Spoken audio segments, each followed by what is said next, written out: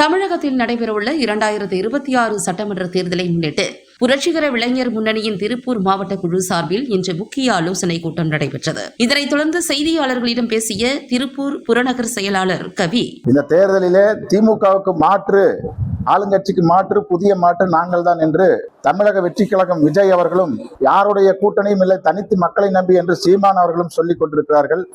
இந்த இரு கட்சியினருமே பிஜேபியின் சனாதன கொள்கைகளை ஏற்றுக்கொண்டு தமிழ்நாட்டின் அமைதியை குலைப்பதற்காக உருவாக்கப்பட்ட கட்சிகள் தான்.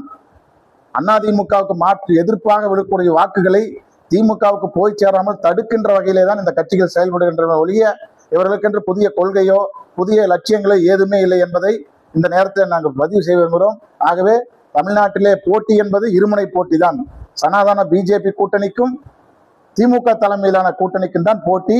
நாம் உறுதியாக திமுக கூட்டணி வெற்றியடைய அவரவர் வாக்குகளை செலுத்தி நம்முடைய கடமையை செய்வோம். நன்றி.